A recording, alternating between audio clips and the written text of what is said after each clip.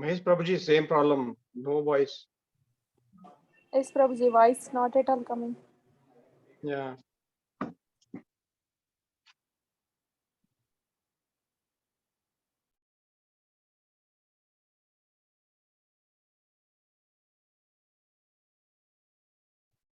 Am I audible, Prabhuji?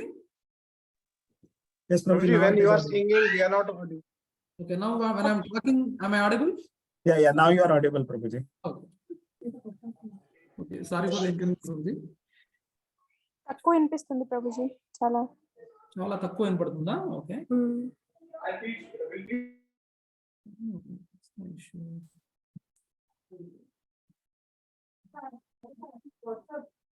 Okay, 1 minute. Let me try this. I think this should be feasible.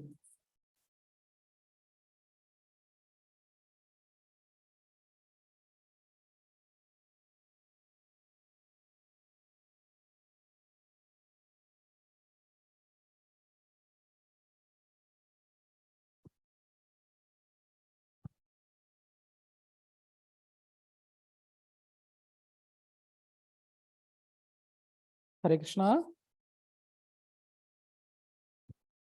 వినపడుతుందా Mataji? Yes, Prabhu. Is it clear or still not clear? Yeah, it's very Clear, nice. Prabhuji. Okay, it should be more clear now. Am I clear? Yes, Prabhuji. Oh, okay, that's it. Thank you, Prabhuji.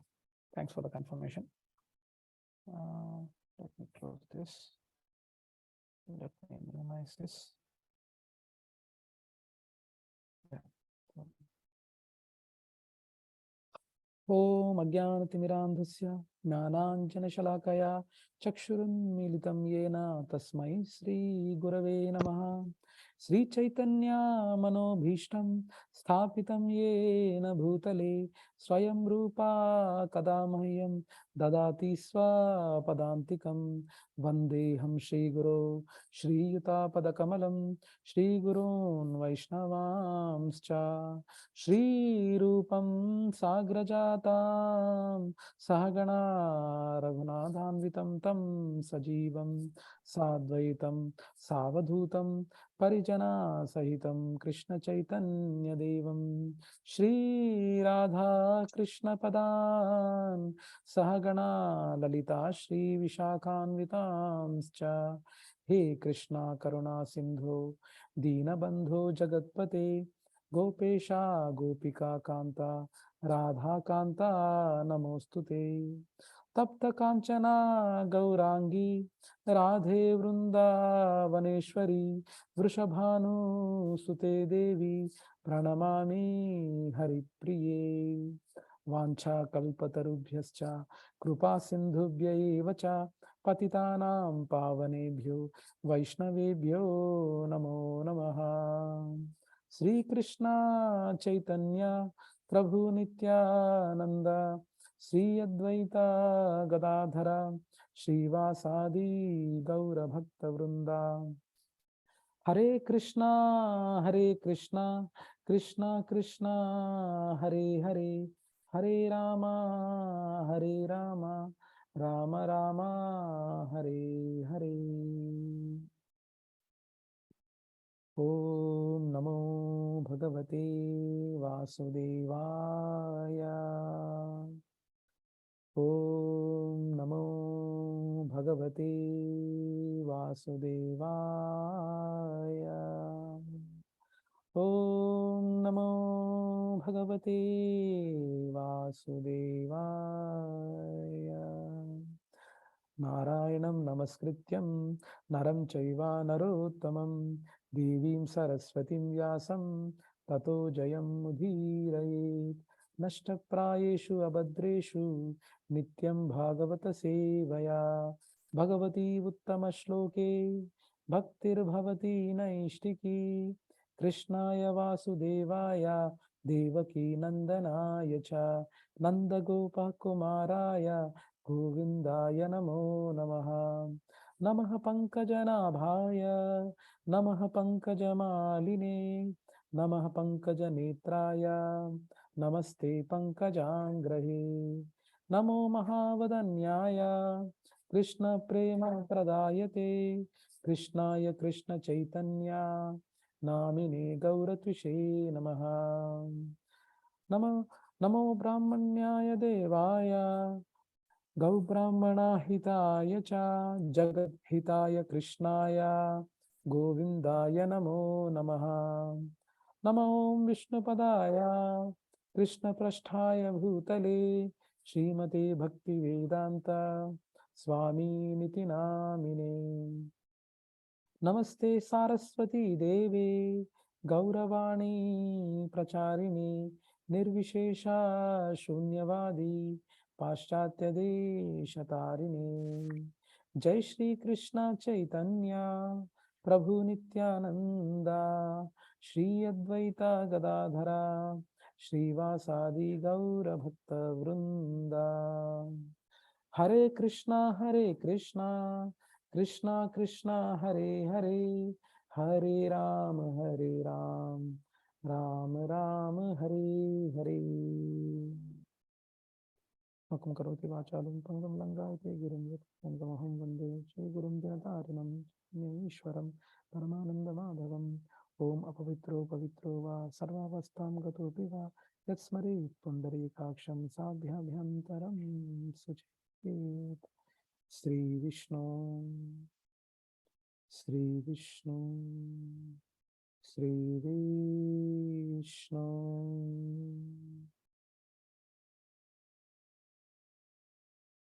So, Hare Krishna, Prabhuji and Mataji, Dandavat Pranam. How is everyone doing? Great Prabhuji. Hare Krishna. Dandavat Pranam. Dandavat Pranam. Yeah, I Dandavat think, Pranam Prabhu. Dandavat Hare Pranam. Krishna, Dandavat Pranam. Yeah. So, Raju Prabhu, Dandavat Pranam. Lakshmi Mataji, Dandavat Pranam.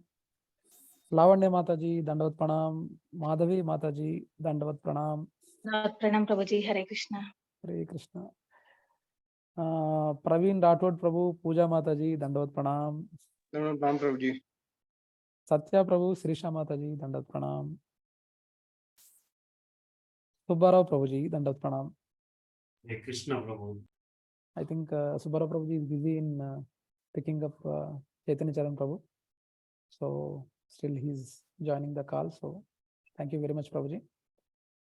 So to start with, Prabhuji, we are having, we wanted to continue from where Akinchan Prabhu has left last week, Sunday, on the topic that is Dhruva Maharaj leaving home for the forest. I mean, leaving to forest from home after whatever the episode has happened in the kingdom of Uttanapada. So a quick recap or the agenda of this session, what we are going to cover today is, it might be including almost 30 shlokas, where first we will be doing a quick recap of the first 23 to 24 shlokas, what Akinchan Prabhu has taken last week. And then we primarily discuss what happens or what is happening on how Narada tests Dhruva's determination, and whether he beholds the name what he has, Dhruva, that means determination, and in turn Dhruva expresses his ambitious goal, and what is his ambitious goal, and Narada in turn instructs him on the process to attain it. So that's what we will discuss, and we have divided this today's session from 84 shloka number 24 to 52 we are going to cover, and I have divided that into 6 sections. That is section 1, where he's going to mention about not getting affected by honor or dishonor, and the second one, who understands the laws of karma, is satisfied by whatever comes by destiny, and section 3 covers process. Hare Krishna, Prabhu. Volume seems to be low, Prabhu. Just check it once. Prabhu. Is it? I don't know, Prabhu. Seriously. Yes, Prabhu. ఇంకా చిన్న వస్తుంది ప్రభు. చాలా చిన్నగా వస్తుంది ప్రభు. ఒక్కసారి check చేయండి. Yeah, sure, Prabhu. 1 minute. Let me try to do something else.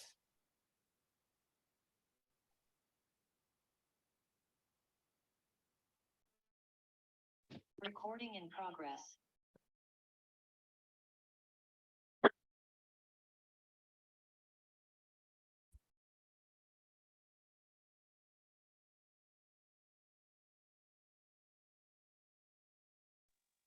Am I clear now, Prabhu?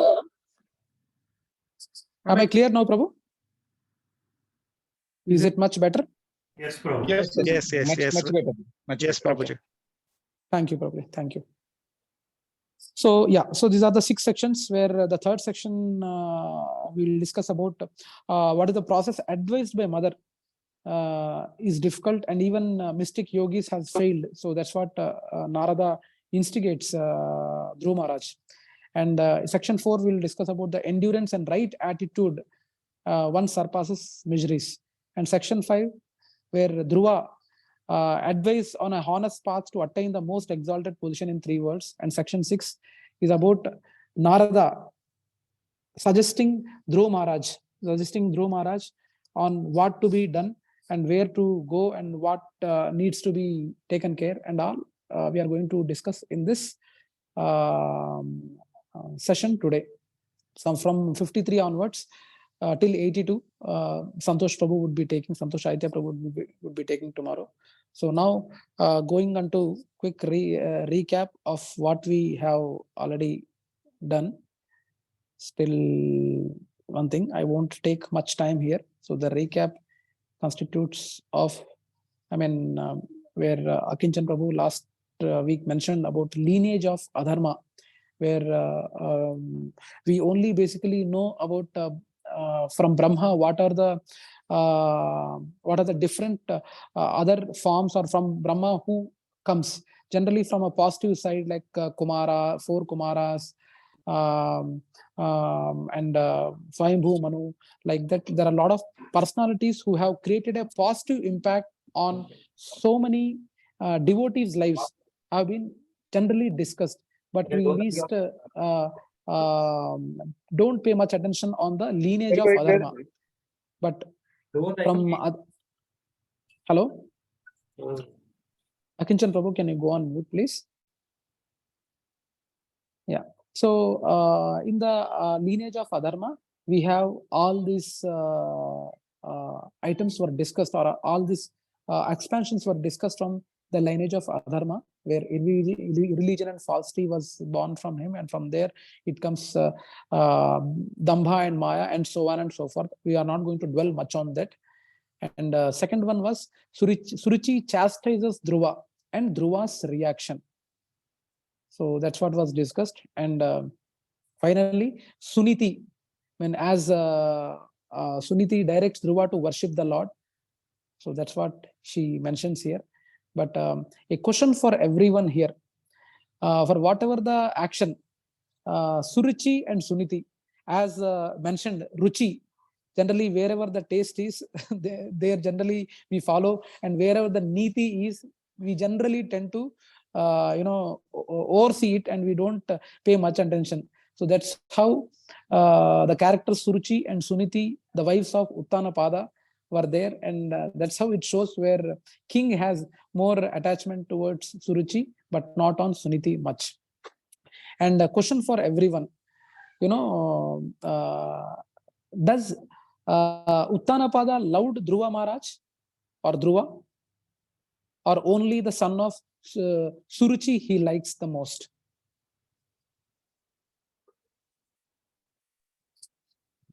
Hare Krishna, Does, Prabhu. yeah, Prabhu. So the question is whether he loved or not. Dhruva. Yes, yes. He loved, Prabhu. Okay. So did he loved in the same, whatever the love he shares with the son of Suruchi, does he love in a same capacity? Okay. In my understanding, he loved, but the problem is he had more lust or love, I don't know, or maybe lust towards that Suruchi. And he's a bit of scared as well for her. Okay. So she may lose affection on me because of that. I don't want to care this boy. Yeah. Yes. So because of that reason, in my understanding, he has not shown that.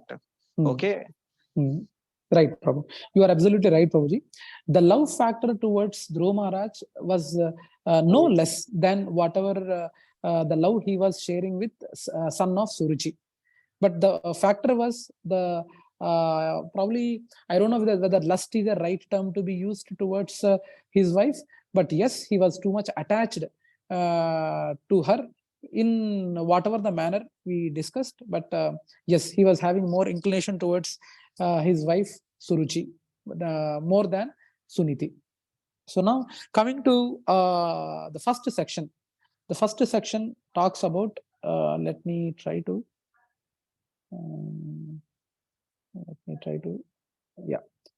I'm just trying to see if I can hide this. Yeah. So yeah. So the first section deals with the don't be affected by honor or dishonor. So here, immediately after that heart-piercing comments from Suruchi, Dhruv Maharaj gets really hurt. And we need to see here one point, understanding a pain of a small boy of 5 years old. I mean, we need to really go to his shoes and understand what kind of a pain he might have gone through. But in general, in current trend, if you see in Kali Yuga, a matter of 5 years boy, if someone is scolding, he doesn't care. He doesn't care. Like, whatever it happened, okay, my goal, I want chocolate, and you scold me, that's okay. After scolding, if you are giving me chocolate, that's fine. And he will forget what are the scoldings are done. So that's how the trend is. But we need to understand, and the acharyas explain the cause for his reaction or his prestige getting hurt for a 4-5 years boy, how he takes. There might be multiple reasons for it to happen. So Srila Prabhupada insists on two things. I mean, one is culture and another is association. Generally, which develops this Kshatriya spirit. So if you see, I mean, in and around our locality also, depending on the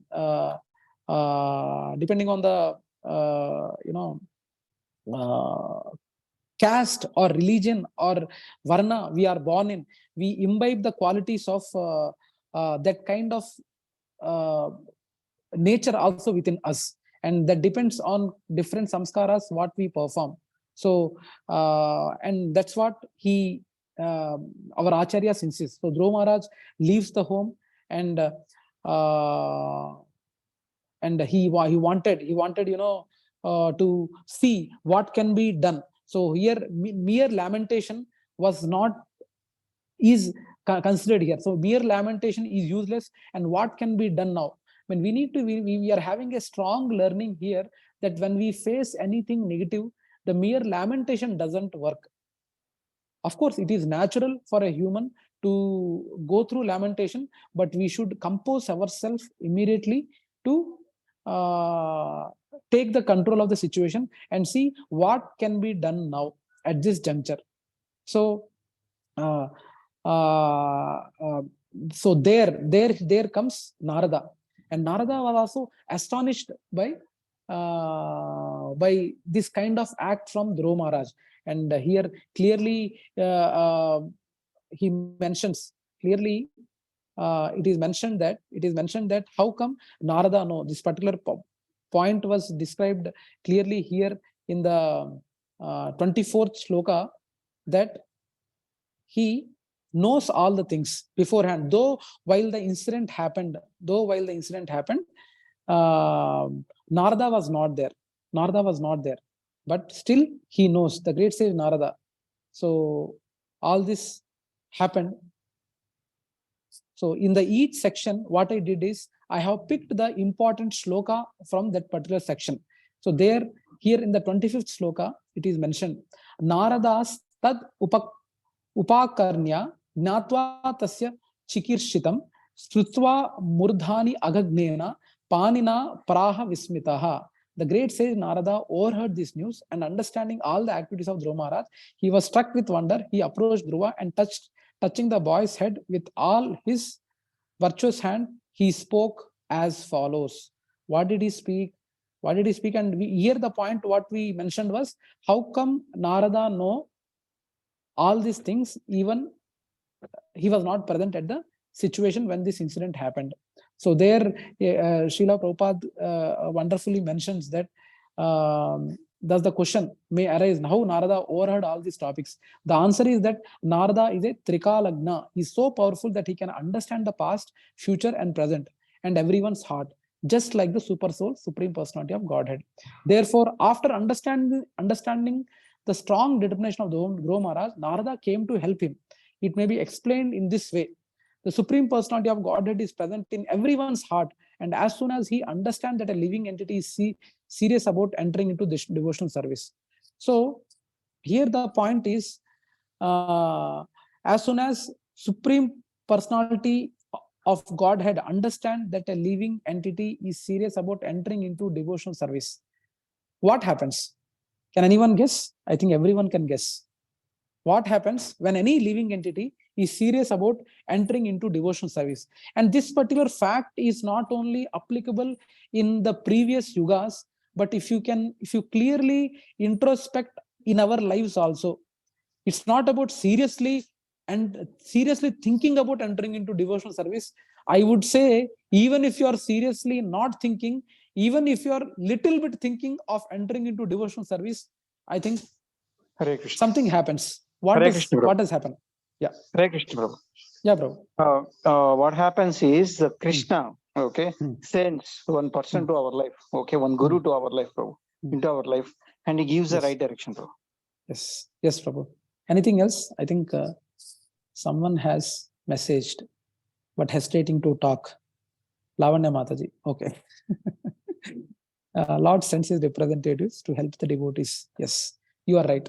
I mean, the point what I wanted to convey here, Prabhuji and Matajis, this answer, I think the devotees who are in this platform, everyone knows it. And my point, or what I wanted to insist here is, it is not applicable not only in the previous yugas, but even in Kali Yuga, and in this day it happens, and even in future.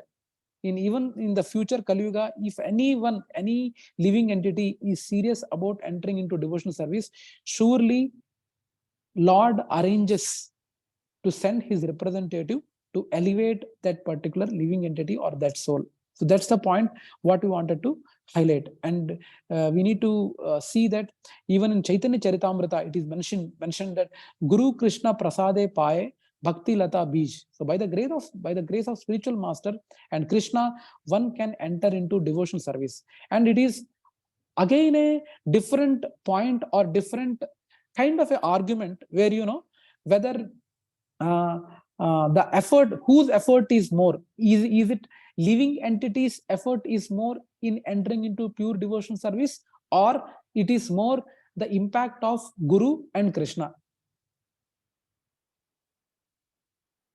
What do you feel? In this act of a living entity entering or desiring to get into pure devotion service, whose effort or whose quota of percentage is more? Is it living entities? Is it Gurus? Is it Krishnas? What do you think? Did you get my question? Sorry, Prabhu, can you repeat, Prabhu? Okay. In this endeavor of any living entity who wanted to enter into pure devotion service, as everyone mentioned, the Lord's and your spiritual master or Guru's intervention is needed for elevating any living entity to pure devotional service. But in this complete act of bringing a living entity into pure devotional service, whose effort or whose percentage is in majority in accomplishing this task? Is it living entities? Is it Gurus? Is it Krishnas?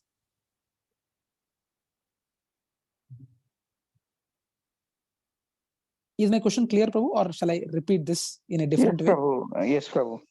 So Yeah. what? Okay. Yeah. Whose quota is more? Whose effort is more in bringing a living entity into pure devotional service? I will Prabhu, say initially Krishna gives taste, Prabhu. Initially, Yes. Hmm. okay. Initially, and then later the jiva should be in connect with Guru and Sangha. Okay. So that is the only way, Prabhu. Initially, definitely Krishna gives the Yes. taste. Then after that, the jiva has to connect with Guru and Yes. his instruction and association. Yes. Yes, Prabhu. So Otherwise, yeah, it's gone. yes, Prabhu. You're absolutely right, Prabhuji.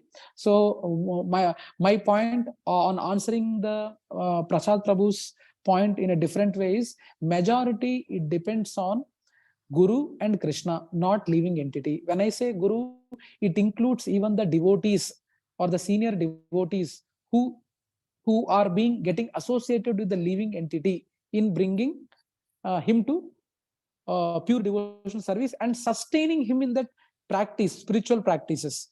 So Prasad Prabhu's answer is right. So that depends more on Guru and Krishna Krupa. Okay, so that's the point what we wanted to highlight.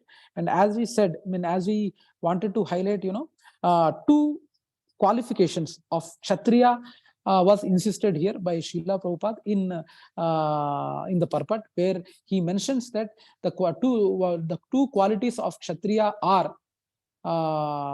Can someone say what are the two qualities of Kshatriya? Willing to say, Yeah, Prabhu. What are the mainly the two important qualifications for a Kshatriya? Guesses, sorry, wild guesses should be fine. protecting the people of like his. Protecting the people of his kingdom. Okay. Anything else?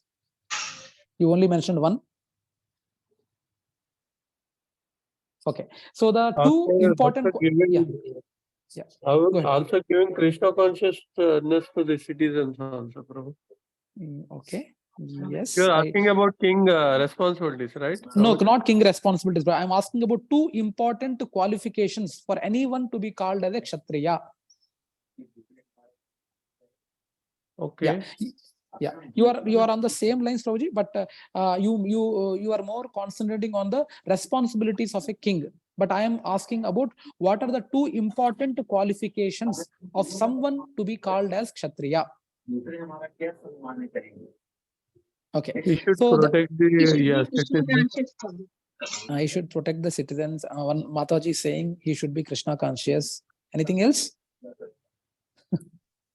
Yeah, I will tell the answer.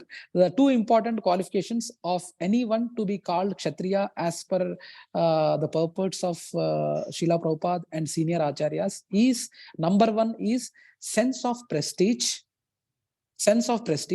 and not fleeing from the battle. These are the two important qualifications of a Kshatriya. So here when I say Kshatriya, each and every Kshatriya might not be a king. Okay, but Kshatriya important qualifications are having a sense of prestige and not flee from the battle. That are the important. So he should be ready to die in a battle, but he should not flee. Piriki pandalaga పారిపోకూడదు యుద్ధంలో. ఇంకోటి ఆత్మాభిమానం గలవాడు, sense of prestige. So the thing is, మనం ఇలా Kshatriya, these are the qualities or qualifications for anyone to be a Kshatriya. That's what you are trying to say. So we need to understand that Dhruva has gone through this kind of thing, and had we faced the same thing in our lives, మనమైతే ఎవరైనా ఏమైనా అన్నా కూడా మనకు ఏమి అవ్వదు, తుడిచేసుకుని next ఏంట్రా బాబు విషయం ఏంటి అని అడుగుతుంటాం. So that's the difference of. So here clearly whatever the act Dhruva has shown, it shows that he was having a strong sense of, or strong blood of Kshatriya flowing in that, so that's what senior acharyas are trying to insist, that Kshatriya blood was very active in such a young age for a kid of 5 years old, especially in Dhruva Maharaj thing. So we need to understand that, and even Srila Prabhupada insists, like any culture and association for developing of Kshatriya spirit, culture and association is very important.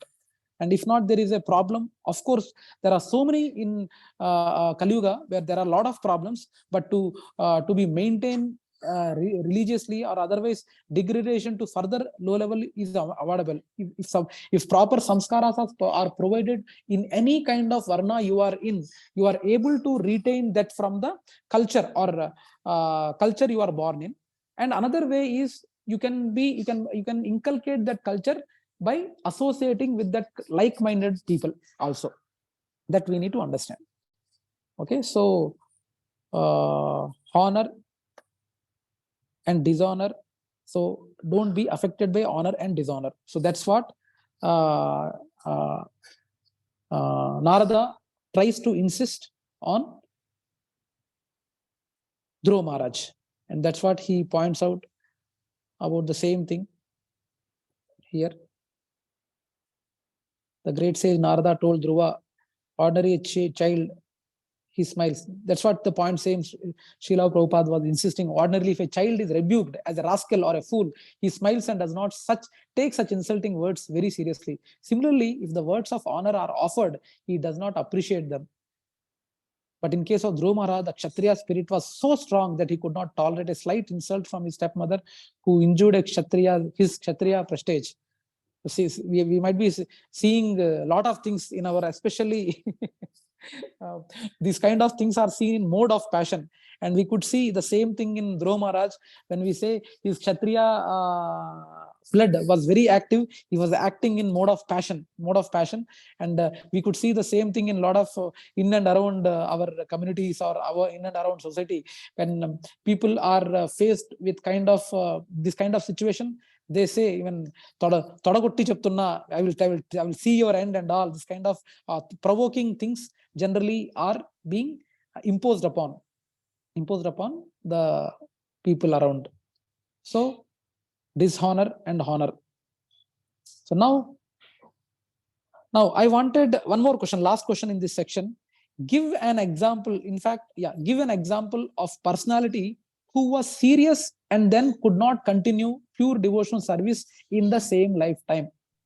Any example of any personality who was serious and then could not continue pure devotional service in the same lifetime? Ajamil Prabhuji. Ajamil did in the same life. Bharat Maharaj. Bharat Maharaj.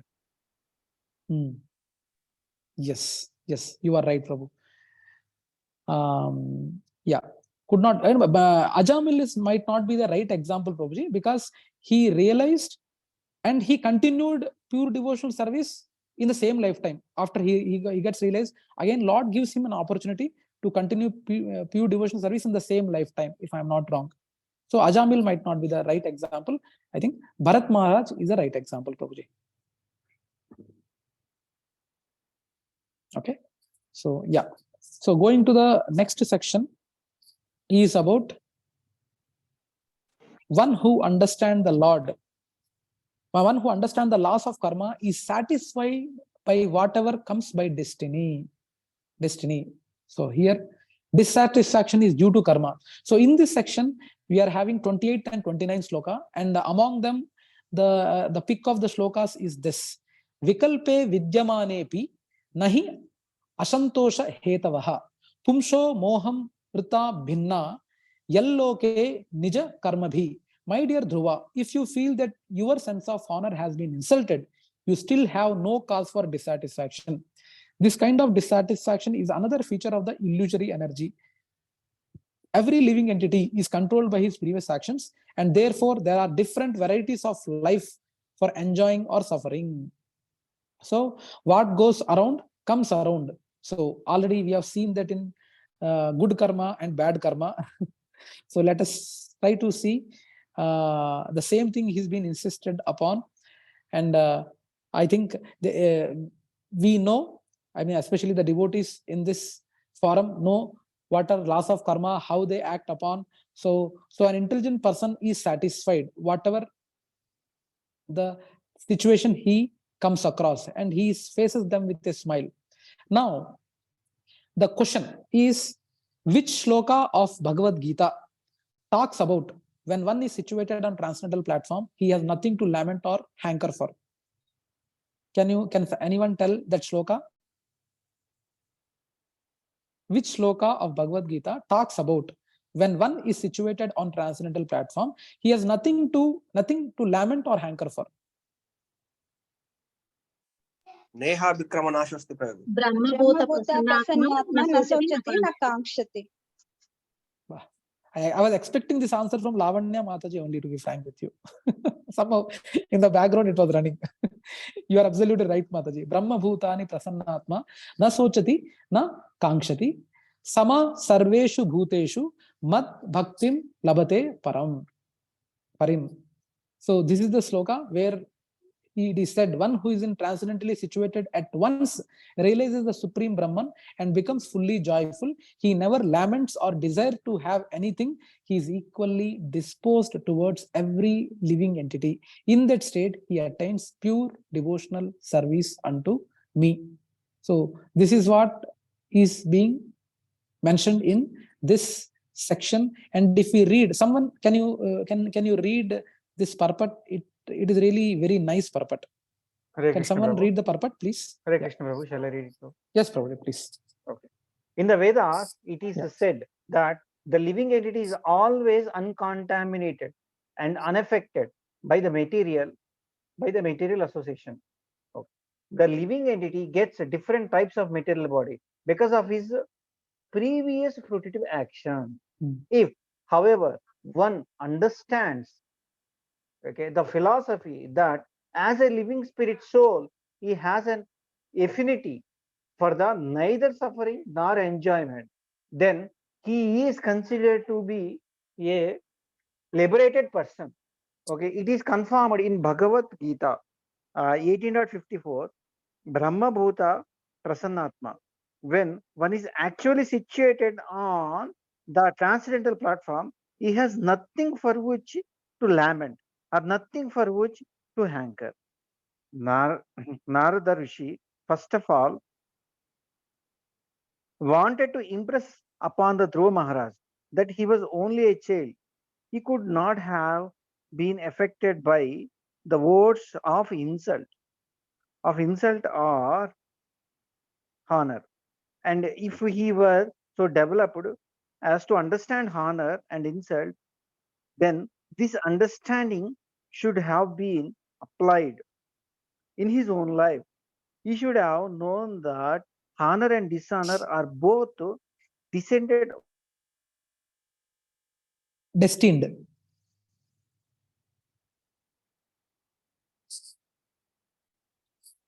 Prashad Prabhu, you got cut? Am I audible? Hope Yes, it's not Prabhu, you are audible. Okay. Okay, I was doubting it was disconnection from mind. You want me to read, Prabhu? That's okay, Prabhu. So Prasad Prabhu got disconnected. So anyway, he should have known that honor and dishonor are both destined only by one's previous action. Therefore, one should not be sorry or happy under any circumstances. So that was a wonderful, perfect what Srila Prabhupada has elaborately explained. And 29th also, the process of Supreme Personality of Godhead is very wonderful. One who is intelligent should accept that process and be satisfied with whatever comes favorable or unfavorable by his supreme will. Yeah, Shri Gopal Prabhu, can you read the purport? Yeah, Prabhuji.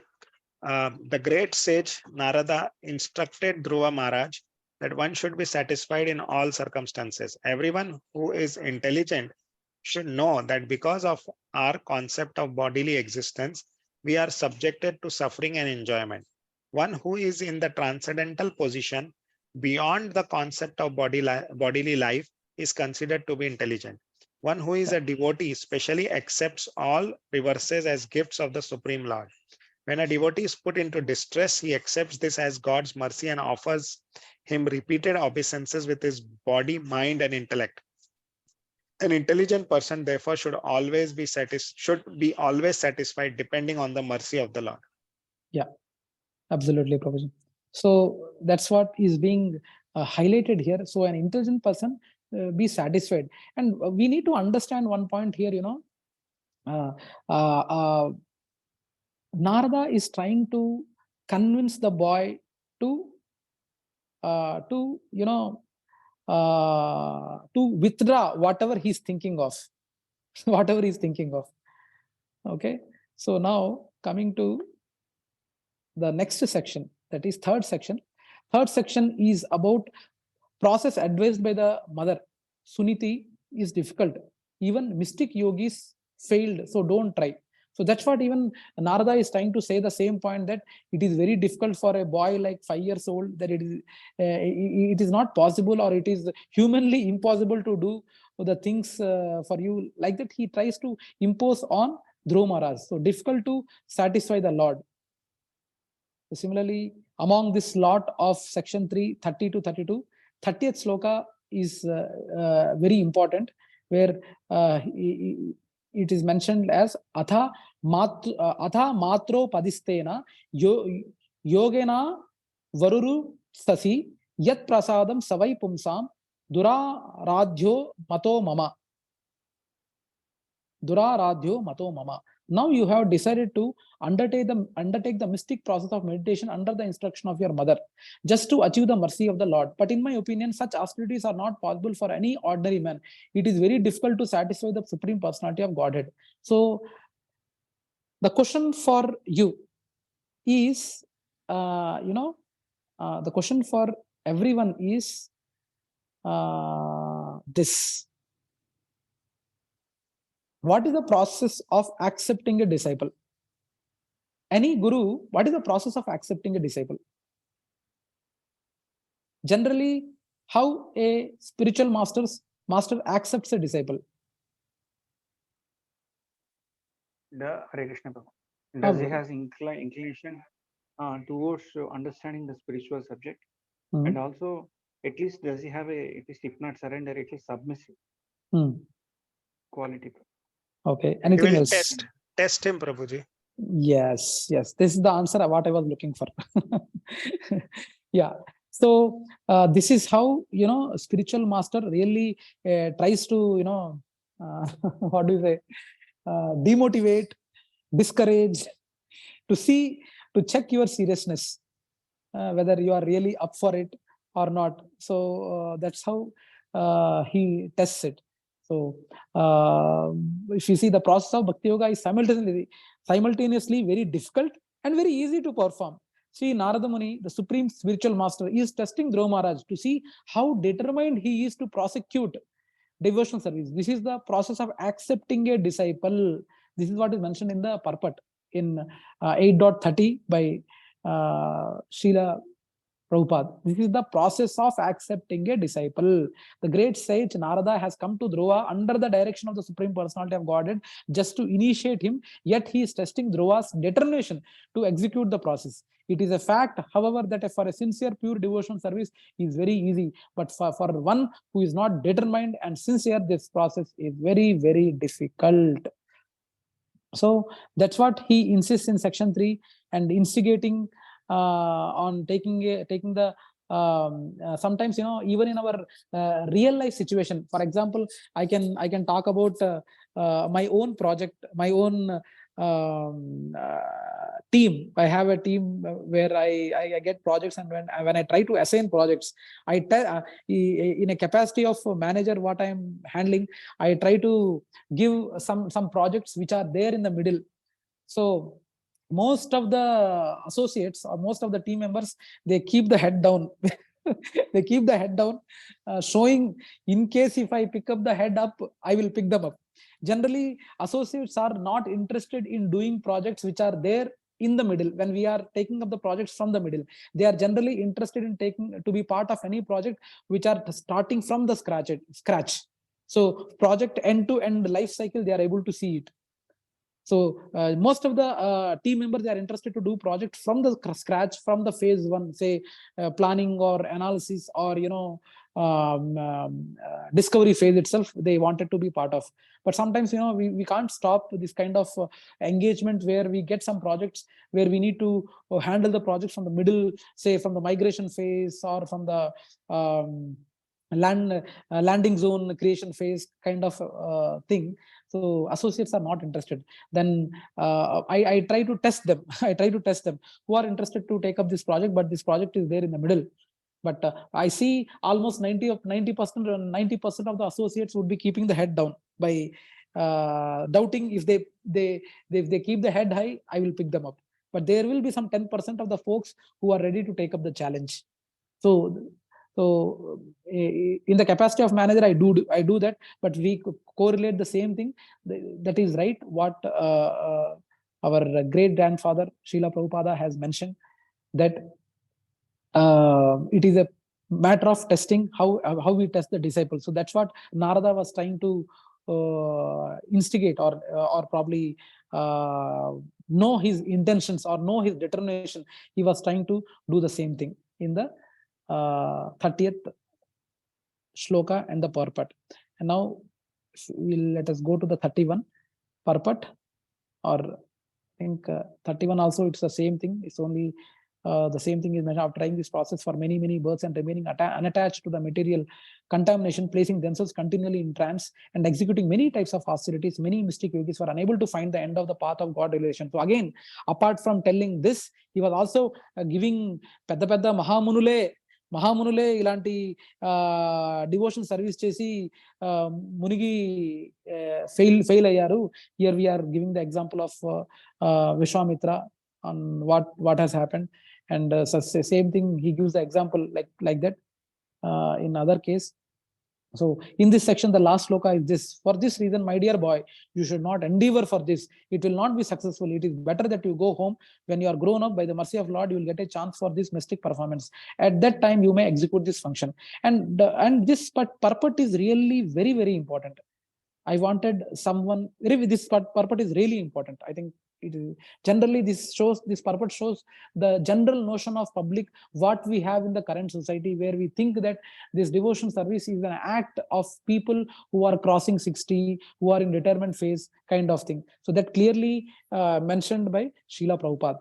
Is anyone interested in reading this purport? Hare Krishna, Prabhu. Yeah, Prabhu, please. From first paragraph, Prabhu. Full you read, Prabhu. Generally, a thoroughly trained person takes to the spiritual perfection at the end of his life. Yes. According to the Vedic system, therefore, life is divided into 4 stages. In the beginning, one becomes a brahmachari, a student who studies Vedic knowledge under the authoritative guidance of the spiritual master. He then becomes a householder and executes household duties according to the Vedic process. Then the householder becomes a vanaprastha, and gradually, when he is mature, he renounces household life and vanaprastha life also, and takes to sannyasa, completely devoting himself to devotional service.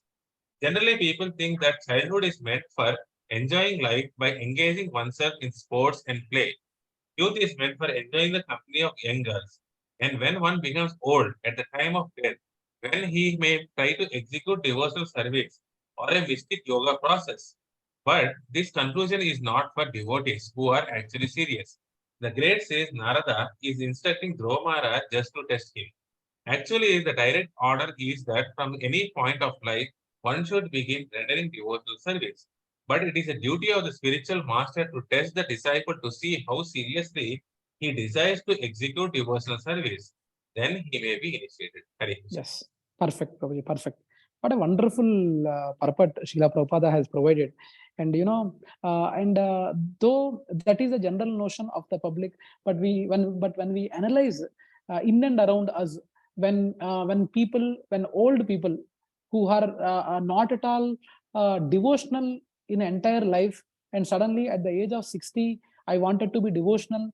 Externally, he might say, but I don't know. It is very difficult, and there is a possibility of committing Vaishnava aparadha as well, because suddenly this is a progressive act. Devotion service is not a progressive act, and we are in Kali Yuga. There might be devotees in other yugas where very rarely devotees might be coming across a situation where with a single act completely they will be going to a devotional platform. But in Kali Yuga, for the recommended process is a progressive process, and it is not that at once we would be in a situation to perform devotional service. So it should be a progressive act, and ideally it should start. Ideally, it should start from the childhood itself, from the very young age itself.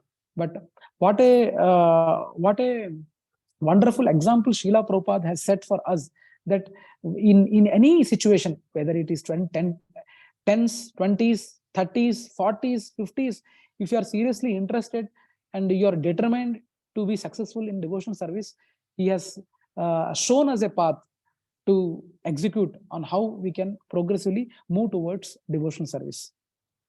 That was a wonderful purport provided by Srila Prabhupada. So that's what finally Narada insists Dhruva to give up this plan of doing meditation and all.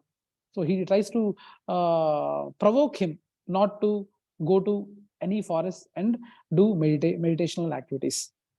Now, coming to section 4, that is nothing but by endurance and right attitude, one surpasses the miseries. One surpasses the miseries. And in this we have again 33 to 34. Only 2 shlokas are there in this section where he mentions additional.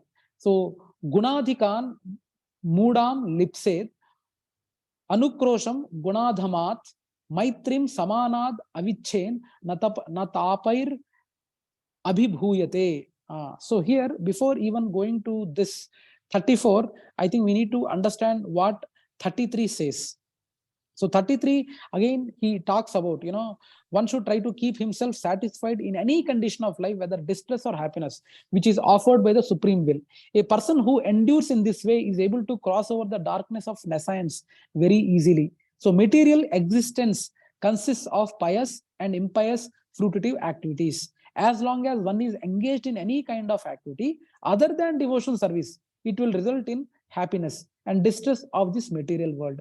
When we enjoy life in so-called material happiness, it is to be understood that we are diminishing the resultant actions of our pious activities. So if we understand here, as long as material existence consists of pious and impious fruitive activities. Actually, I really liked the discussion or the discussion what myself and Raghunandan Prabhu some couple of weeks back we were discussing,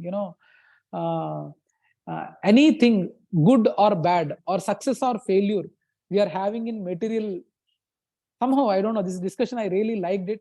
And anything we achieve, either success or failure in material realm, is a failure in front of God's eyes. And any success or failure in spiritual item or spiritual realm is a success in front of Lord's eyes. That was a really, I really liked that. It's not that I not had heard that before, but somehow that discussion in that angle I discussed for the first time. And I really liked that concept. When we really try to sing for the Lord, for pleasing him, despite having a donkey voice. Despite having a donkey voice, when we sing for the pleasure of satisfying senses of the Lord and not caring about our donkey voice, it is a success, right? It is a success. Hare Krishna. But that discussion really touched me, Prabhu. When somehow it was really somehow I was contemplating more on that, and I really liked when and actually, if you contemplate or introspect that point, we are really left with no burden when we are acting for the pleasure of the Lord, right?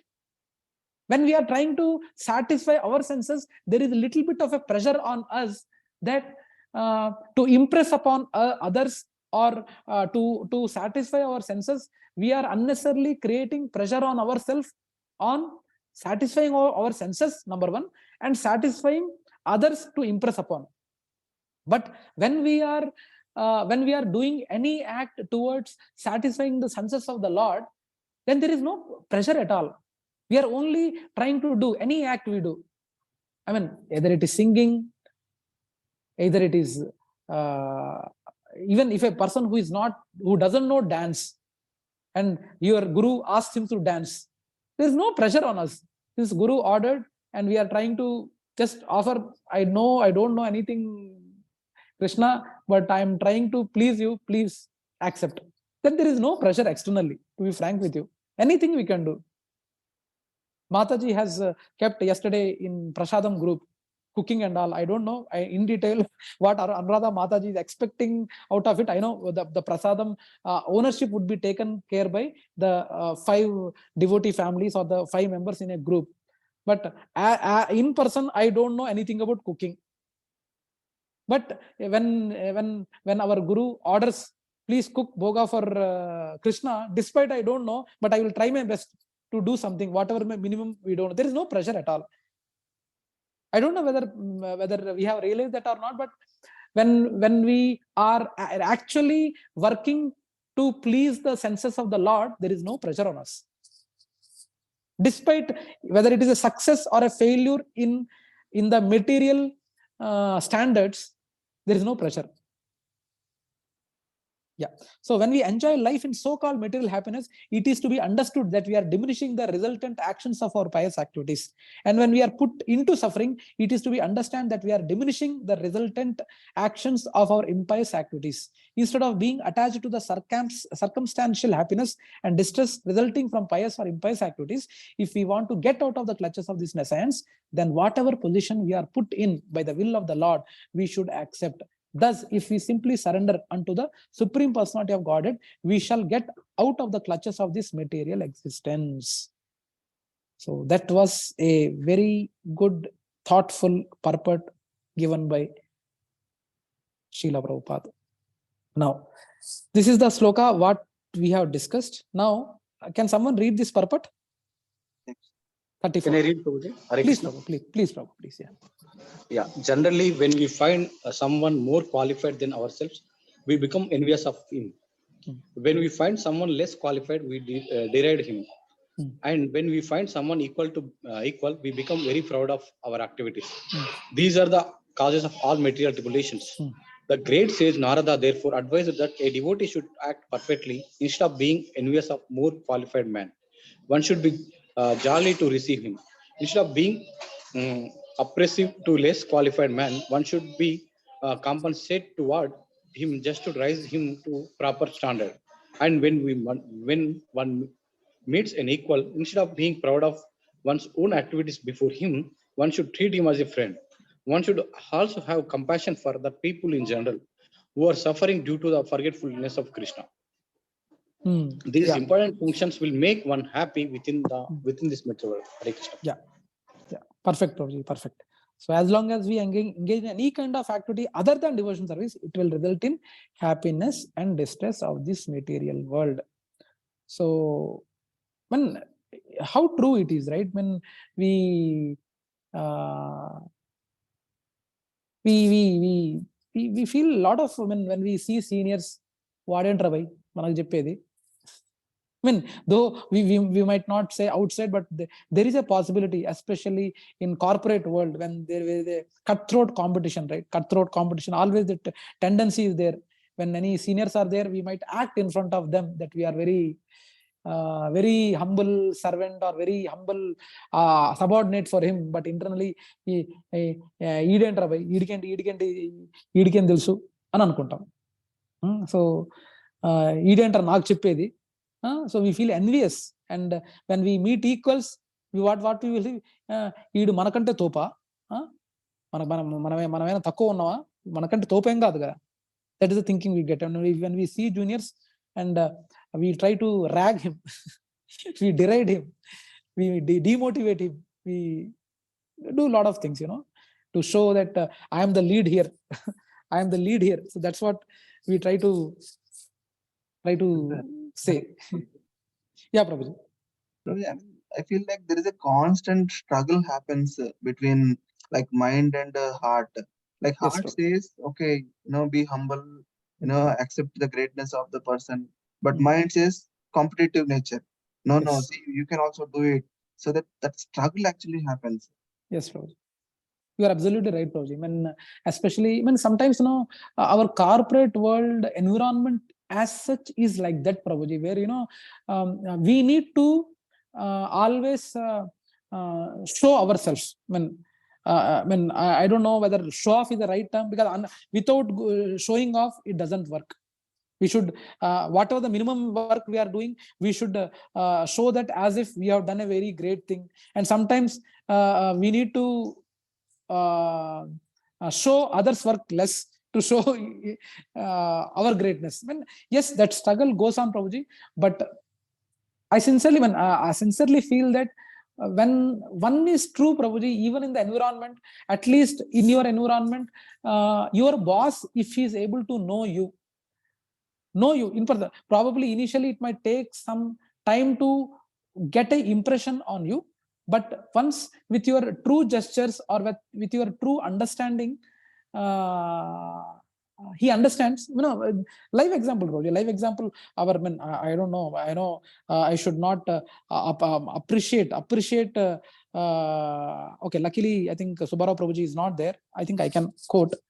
The thing is, see, Subbarao Prabhuji is there. He has, I think, unfortunately, he's there, but I can't stop it because he's only getting into my mind. The thing is, if you are sincere, Prabhuji, and you are responsible for only to your boss.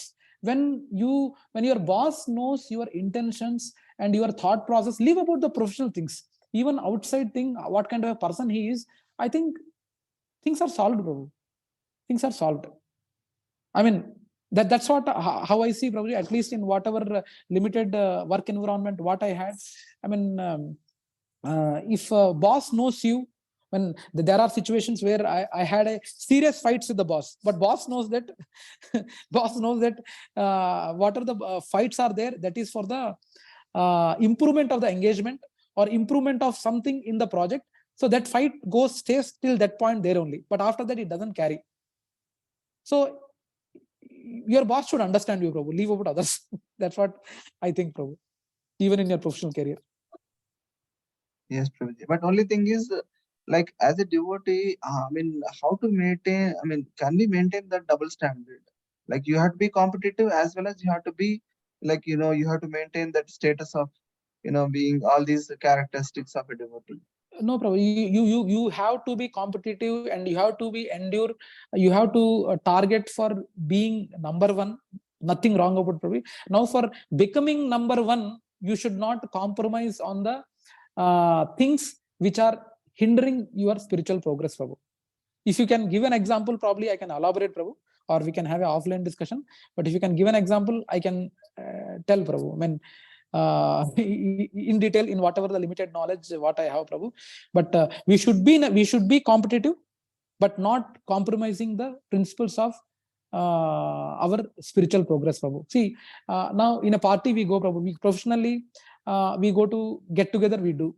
And in a company, we need to take part in different engagements where they have different food habits. I think this is the often told example, compromising on food. But we are seeing other team members eating the non-offered food, but we can't compromise ourselves saying that since I'm in corporate, I will also eat that. No, there should be a compromise there, but it should not actually hinder your core principles of your spiritual progress, Prabhu. Anyway, this topic can go on, Prabhu, but if any specific examples are there, I can further elaborate, Prabhu. I mean, just one example I can refer to is like, generally people say that, in your team, they say that guy is nowhere, deserves a particular promotion or something, but he gets a promotion. And others will say that, how come he got a promotion? He doesn't deserve it all. He's not doing anything, but still he got a promotion. So, Prabhuji, now tell a case which is related to you, Prabhu. If you are also thinking, then no, I'm no offense intended, Prabhuji. The person who got the promotion and the person who is commenting on the person who got promotion, are they both devotees? I doubt, Prabhuji, right? Yeah, right. Yeah. So you should not bother. It's not your thing. Now coming to you, if you are getting a promotion, if someone is getting envious, you can't stop it, Prabhu. Yeah. You can't stop it. Now, if someone in your team is getting promotion, I think you will not, as a devotee, you will not be envious. Correct. That's it, Prabhu. I mean, let us restrict our discussion to us.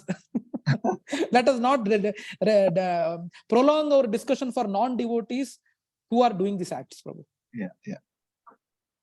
I hope I'm making it clear, Prabhu. Yes, Prabhu. Yeah.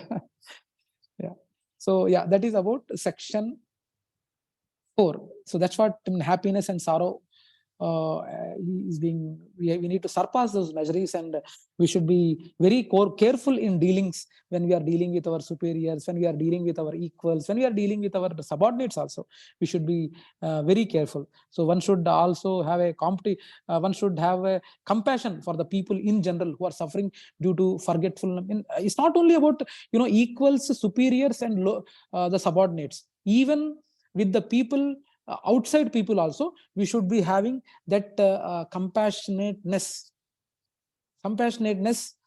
of how they are forgetful of Krishna. When I like the statement of our Guru Maharaj, where he says that we are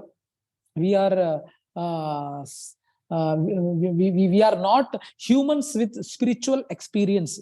We are spirit souls with human experience. So our actually original nature, we should be compassionate towards others also, on the sufferings due to the forgetfulness of Krishna. So these important functions will make one happy within this material world, but might not in front of the eyes of Krishna. Okay, so question: who is grandfather of Dhruva Maharaj? Brahma. Swayambhu Manu, Prabhuji. Yes. Swayambhu Manu. Yes. Great grandfather is Brahma. Okay. So that's how it is. So now coming to section 5. Section 5 is about Dhruva Maharaj expresses his ambition or goal. So I can't accept. This is very important section actually. It's very important section. I can't accept your good advice. Advise an honest path to achieve my goal. Okay, and you can only fulfill my desire. So there are a couple of points what we need to observe here, that is 35 to 38 shloka. Point 1 is anyone can worship. So if you see 35th shloka, here it is. 35th here. Here, 35th shloka is the important one among this section, where Dhruva Maharaj said, "My dear Lord Naradji, for a person whose heart is disturbed by the material condition of happiness and distress, whatever you have so kindly explained for attainment of peace of mind is certainly a very good instruction. But as far as I am concerned, I am covered by ignorance, and this kind of philosophy does not touch my heart." And if you observe, it is not only applicable for Dhruva Maharaj. There are so many people in and around our society where they might have achieved material success. And I personally have seen a lot of people with lot of material success have this kind of nature. They agree, they openly agree, yes, I know mode of goodness is good, but I am in mode of passion. I wanted to be like that only. They're very, very particular. They're very clear in their thoughts. And the same thing he insists as well here, Dhruva Maharaj. So 35, I wanted someone to read this purport. Hare Krishna, Prabhuji. I'll read it. Yeah, Prabhu. Please, Prabhu. there are various classes of men. One class is called akamis, referring to those who have no material desire. Desire must exist, either material or spiritual. Material desire arise when one wants to satisfy one's personal senses. One who is ready to sacrifice anything to satisfy the supreme personality of Godhead can be said to have spiritual desire. Dhruva did not accept the instruction given by the great saint Narada because he thought himself unfit for such instruction, which prohibited all material desires. It is not a fact, however, that those who have material desires are prohibited from worshipping the supreme personality of Godhead. This is the essential instruction from the life of Dhruva. He frankly admitted that his heart was full of material desires. He was very much affected by the cruel words of his stepmother, whereas those who are spiritually advanced do not care about anyone's condemnation or adoration. Yes. So in Bhagavad Gita, it is said that persons who are actually, so the point is, see,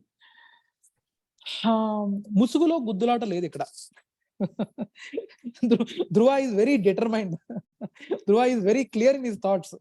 No ambiguity in thoughts. And he here upfront he is clear. And one point what we need to make a note of it is, it is not a notion that we should not reach supreme personality of Godhead for material desires. Even for material desires, we can reach for towards supreme personality of Godhead, Krishna. And as we said, the importance of reaching him rather than demigods. Demigods, I think everyone knows, they give without understanding the situation of the living entity, and they don't think about the negative effects of giving a benedictions to the living entity. But supreme personality of Godhead, he gives the benediction and ensures that he is purified. He is purified 100%, pakka purified.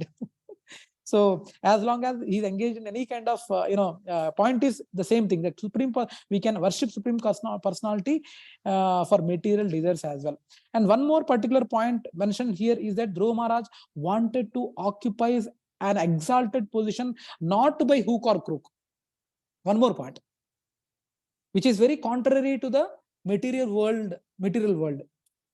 And corporate, by hook or crook, I will get that, without understanding the effects of the act, what a person is doing either in this life or afterlife. Either hook or crook we will achieve. But he is very clear in that thought process that he wanted to occupy that exalted position, not by hook or crook, but by honest means only. By honest means only. That is a wonderful point to be noted. And Dhruva Maharaj was sorry to, and even the third point was, he was very sorry, because he knows the position of Narada Muni, and he knows the greatness of Narada Muni, and he knows the importance of him who is roaming around all the worlds, satisfying the desires of the devotees.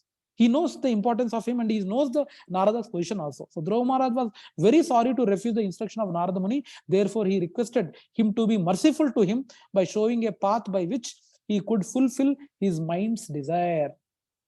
Okay, so that's what he insists upon. So advise an honest path to achieve my goal, and you can only fulfill my desire. That's the point he insists very much. Now the question to everyone: in which yuga Dhruva was born?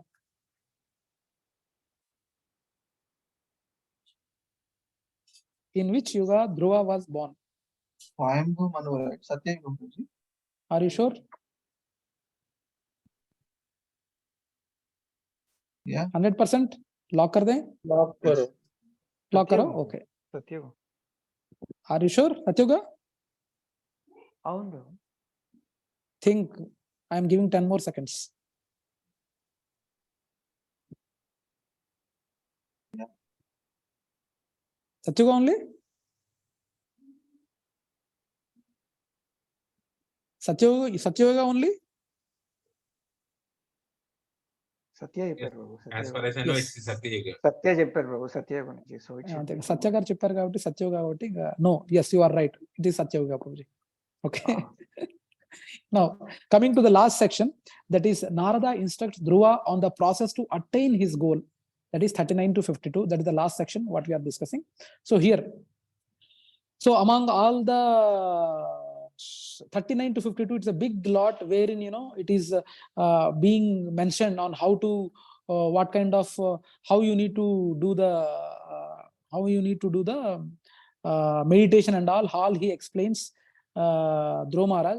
So among this lot, 52 was the one where it was more important among all the lot.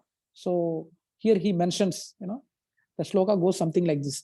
Evam bhagavato rupam subhadram dhyayato mana nivratya paraya turnam sampannam na nivartate.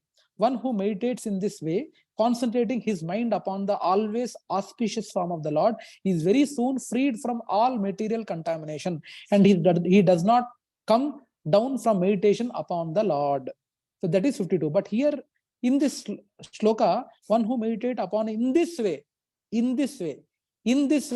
that way is mentioned from 39 to 51. 39 to 51. So recommend that this section includes recommending devotional service to the Lord, go to Madhuvana and practice Ashtanga Yoga and Lord's form for meditation. So here, in brief, when there are wonderful purports given by Srila Prabhupada. So here, one among them is, let me go back.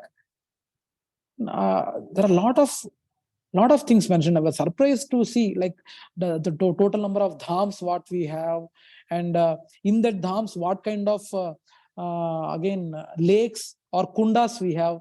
He was mentioning, since the great say Narada is foremost spiritual master, naturally his own only activity is to bestow the greatest benefit upon whomever he meets.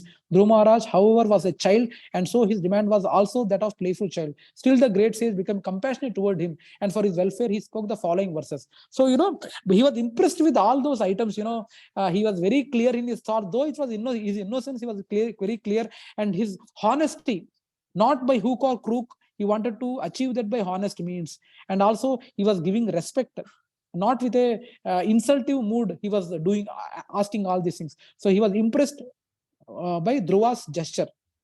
So similarly, the great sage Narada told Dhruva Maharaj, the instruction given by your mother Suniti to follow the path of devotional service to the Supreme Personality of Godhead is just suitable for you. You should therefore completely absorb in yourself. Absorb in yourself. Okay, absorb in yourself, and thus Dhruva Maharaj demanded.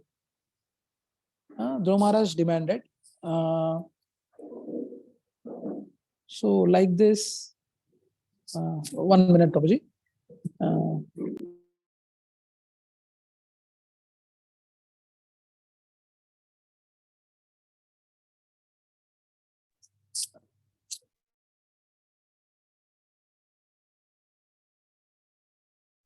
Okay, so Narada Muni is referred to here as Bhagavan because he can bless any person just as the Supreme Personality of Godhead. He can be very pleased with Dhruva, not this one. So like this, he mentions, and all are related to that only, where any person who is there. The important purport among this lot, what I could sense was, and all other purports are important. I don't mean to. The detail with here, this is the one. This is the one. Yeah. So here, my dear boy, I therefore wish all the.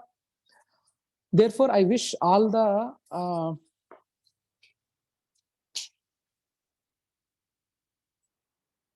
Yeah, here it is. Yeah. So now, my dear boy, therefore, I wish all the good fortune for you. You should go to the bank of Yamuna, where there is a virtuous forest named Madhuvana, and they there be purified just by going there. One draws nearer to the Supreme Personality of Godhead, who always lives there. I wanted someone to read this purport. This means you will be surprised to see the details in which Prabhupada has mentioned. I mean, I really like this purport. Can someone read this purport? Yeah, I can read, Prabhuji. Yes, Prabhuji, please. Hare Krishna. Both Narada Muni and Suniti, the mother of Dhruva Maharaj, advised Dhruva Maharaj to worship the Supreme Personality of Godhead. Now, Narada Muni is especially giving him directions how this worship of the Supreme Person can very quickly fructify. He recommends that Dhruva Maharaj go to the bank of the Yamuna, where there is a forest of the name Madhuvana, and begin his meditation and worship there. Places of pilgrimage yield a special advantage for a devotee in quickly advancing his spiritual life. Lord Krishna lives everywhere, but still it is very easy to approach him in holy places of pilgrimage because these places are inhabited by great sages. Lord Sri Krishna says that he lives wherever his devotees are chanting the glories of his transcendental activities. There are many places of pilgrimage in India, and especially prominent are Badri Narayana, Dwarka, Rameshwara, and Jagannatha Puri. These sacred places are called the four dhamas. Dhama refers to a place where one can immediately contact the Supreme Lord. To go to Badri Narayana, one has to pass through Hardwar on the path to the Supreme Personality of Godhead. Similarly, there are other holy places of pilgrimage such as Prayaga, Allahabad, Mathura, and the topmost of them all is Vrindavana. Unless one is very advanced in spiritual life, it is recommended that he live in such holy places and execute devotional service there. But an advanced devotee like Narada Muni, who is engaged in preaching work, can serve the Supreme Lord anywhere. Sometimes he even goes to the hellish planets. Hellish conditions do not affect Narada Muni because he is engaged in greatly responsible activities in devotional service. According to the statement of Narada Muni, Madhuvana, which is still existing in Vrindavana area in the district of Mathura, is a most sacred place. Many saintly persons still live there and engage in devotional service of the Lord. There are 12 forests in the area of Vrindavana, and Madhuvana is one of them. Pilgrims from all parts of India assemble together and visit all 12 of these forests. There are 5 forests on the eastern bank of Yamuna: Badravana, Bilvavana, Lauhavana, Bhandiravana, and Mahavana. On the western side of the bank, there are 7: Madhuvana, Talavana, Kumudavana, Bahulavana, Kamyavana, Kadiravana, and Vrindavana. In those 12 forests, there are different ghatas or bathing places. These are listed as follows: Avimukta, Adhiruddha, Guhya Tirtha, Prayaga Tirtha, Kanakala, Tinduka Tirtha, Surya Tirtha, Vataswami, Dhruvagata. Dhruvagata, where there are many nice trees of fruits and flowers, is famous because Dhruva Maharaj meditated and underwent severe penances and austerities there in an elevated spot. Rishi Tirtha, Moksha Tirtha, Buddha Tirtha, Gokarna, Krishna Ganga, Vaikunta, Asikunda, Chatu, Samudrika Kupa, Akura Tirtha, where Krishna and Balrama were going to Mathura in the chariot driven by Akura. All of them took bath in this ghata.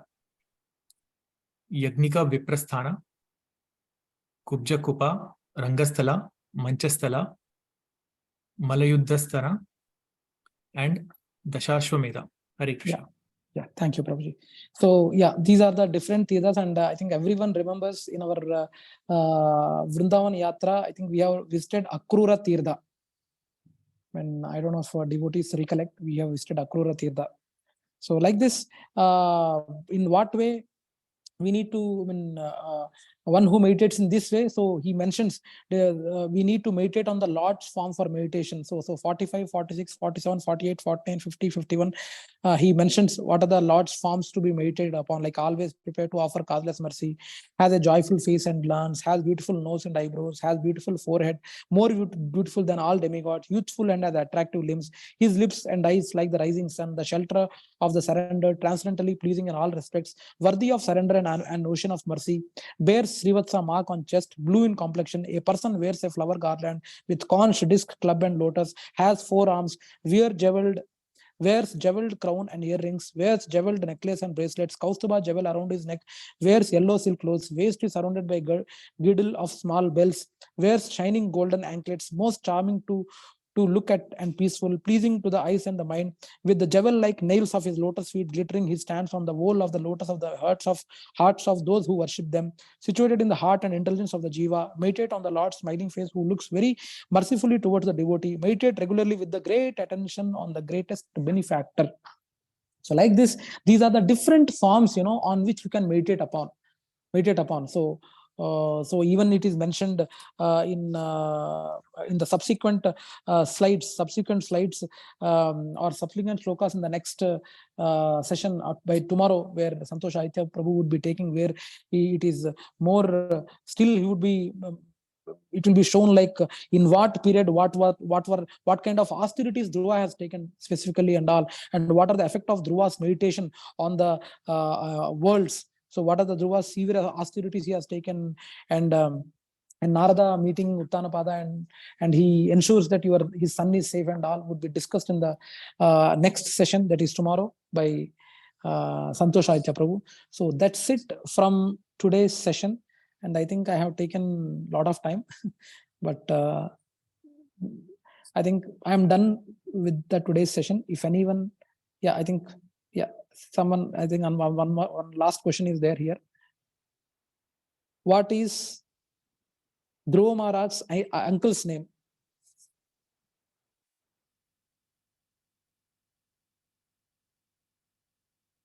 What is Dhruva Maharaj's uncle's name? Uttanapada Priyavrata. Huh? Uttanapada Priyavrata. No, why are you saying Uttanapada? Priyavrata. Priyavrata. Maybe I have both the names of who is father. Uttanapada is father. So it is Priyavrata. I was expecting the answer. Yes. So Priyavrata is the answer. So that's it for today. So let me know, Prabhujis and Matajis, if any questions are there or any reflections on today's session. Hare Krishna, Prabhu. I have small doubt. Yes, Prabhuji. So before that, it was a wonderful class, Prabhu. We have given so colorful presentation, detailed explanation what you have given. Yes, Prabhuji. And some things which I don't know how I could get into that. But I had in the earlier slides, what you have shown, you have to tolerate that dishonor and honor. But yes, practically, some people purposefully dishonor you. And how to practically handle it? It is easy to say that you have to tolerate it. But yes, even more difficult to tolerate than dishonor. Honor is being more intolerant. Yes, Prabhu. Some people say you are great, you are this, that. Yes, Prabhu. Prabhuji, that's a very nice question, Prabhuji, and you are absolutely right, Prabhuji. But with whatever the limited knowledge what I have, and with whatever the lectures I have heard from previous acharyas, and with my little experience, this is more tough for the people who are coming from mode of ignorance to mode of passion, and mode of passion to who are moving from mode of passion to mode of goodness, who are trying to move to mode of goodness. It is more difficult for them, Prabhu. But if the person is already there in mode of goodness, it is not difficult, Prabhu. It is not difficult, Prabhu. And you know, externally, now a situation is happening between two people. One is really dishonoring you, and you are B is dishonoring A. So there are two personalities here. Now the thing is, now that depends on A, whether if he's in mode of goodness from the beginning, it is very easy to take him, Prabhuji. Now the same A, if he is trying to be or progressing towards mode of goodness from mode of passion, it is very difficult, Prabhu. Very, very difficult, Prabhu. But now again, it depends on how that is the situation or the Supreme Personalities and how you see it, Prabhuji. Because how I see it personally, Prabhu, Krishna provides such situations intentionally to see you whether how that is for yourself to test whether how much you have progressed towards mode of goodness. Mode of goodness. For example, I will take one example, Prabhuji. A swimming pool was there in our community. In our community, swimming pool was there, and ideally in that swimming pool, there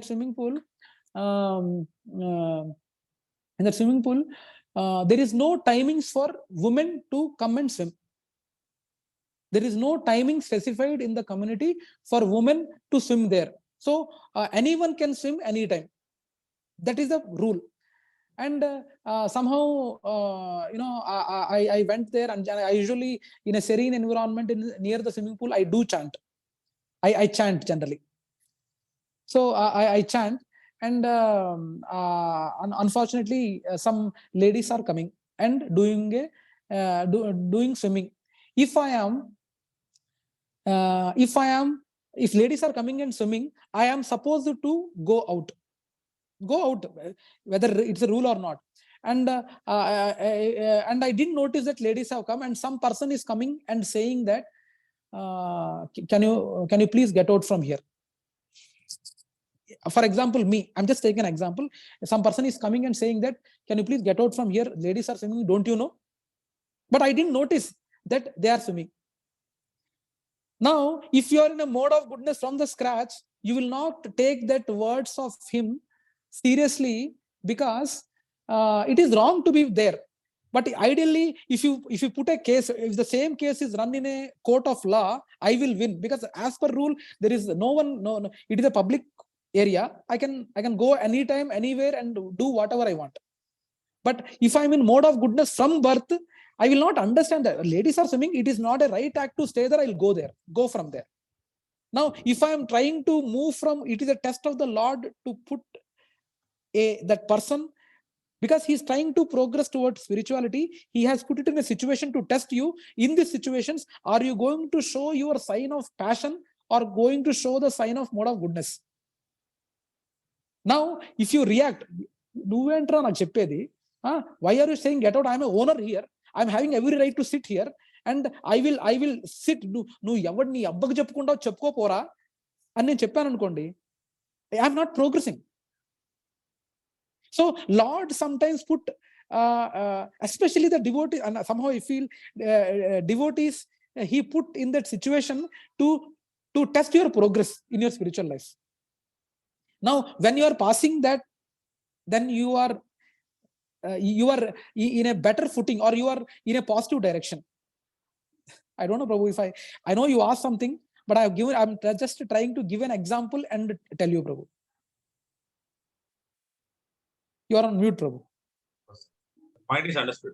Yeah. So that situations, if you are taking it as a test of the Lord, and see, again, law-wise, what are the example I quoted, that is the laws of Krishna and laws of our constitution. As per law of constitution, I can stay there. Even the ladies are swimming, I can stay there. No one can question me. But if you are a spiritual person and try to pursue spirituality, then you are ideally supposed to go out of that place from swimming pool. Since ladies are coming to swim there, I need to go out. Now, Krishna has, now that person, though he is saying, can you get out? Yes, I'm supposed to get out. Since ladies are there, I'm supposed to. But yes, it is a wrong from that person to the way he was asking was wrong. He could have requested, sir, I think you were close your eyes and chanting. I think ladies are chanting, ladies are swimming. Can you please go out? It would have been good from that part. Let us not worry about that. I don't know, Prabhu, if I answered you. Yeah, the point is understood. Yes, Prabhu. Yeah. Since is understood. Yeah. Thank you, Prabhuji. Yeah, Prabhuji and Mataji, any other questions? I think we'll give 10 more seconds. If there are no questions, we can wrap up. I think already. Wonderful Yes, session, Prabhu. Thank you very much. Wonderful slides. Okay, thank you, Prabhu. You have summarized everything, and you've been asking questions, engaging everyone. It's a really great session, Prabhu. Thank you very much. Thank you very much, Prabhu. Thank you very much. Thank you. Hare Krishna, Mahesh Prabhu. Thank you so Yes. much for the wonderful session. So this section actually, I mean, Dhruva Maharaj past time actually. I remember we going to Vrindavan for the first time with Narhari Prabhuji, and he took us to this Madhuvan. Yes. And that comes back fresh actually after reading this. And even he took us to Akrura Ghat. Yes. So those things come back when we read this. I mean, and that memory is still fresh. Yes, Prabhu. And you know what, Prabhu? When we all went at that time, right? At that time, I was new to Krishna consciousness. In 2018, we went. Yes. In 2018, we went. And I didn't know that Madhuvana was the place where Dhruva Maharaj did the penance. Yeah. So it just comes back actually, Prabhuji. That trip just comes back. So thank you very much for the class, Prabhu. Thank you. Thank you, Prabhuji. Thank you very much, Prabhuji. Thank you, Mahesh Prabhu. Wonderful class. I think it is so coincident. The love for your story for this Dhruva Maharaj also reflects that you kept the name Dhruva in your Yes, Prabhuji. I actually, somehow, Prabhuji, when that's a very good point. I never thought of Dhruva Maharaj when keeping his name. Somehow, this name attracted me. Dhruva. There was no Dhruva Maharaj in the mind when I don't know whether it is past life, something I'm not sure. But somehow from childhood, I like this name Dhruva. Okay. But unfortunately, I'm seeing at least 1% of Dhruva Maharaj's qualities are getting onto my Dhruva. I'm not sure. But let us see, Prabhu. Yeah. Thank you so much, Prabhu. Yeah. Thank you, Prabhuji. Thank you. Thank you very much, Prabhujis and Matajis. Thank you very much for giving this opportunity, Shigopal Prabhu, Praveen Prabhu, Lilan Prabhu. And if I have spoken, if you have taken anything good out of this session, it is completely due to all the previous acharyas, Srila Prabhupada, my Shiksha Guru. But if anything negative is there, it is completely due to my conditioning with the material nature or with the mode of passion from where I am coming up. So please forgive me if anything negative or if I hurt anyone here. But this only with the intention of pointing the things more clearly. That's it. Thank you very much. Vancha kalpatarubhyascha kripa sindubhya evacha patitanam pavanebhyo vaishnavebhyo namo namah. Hare Krishna, Hare Krishna, Krishna Krishna, Hare Hare, Hare Ram, Ram Ram, Hare Hare. Namaste, Prabhu.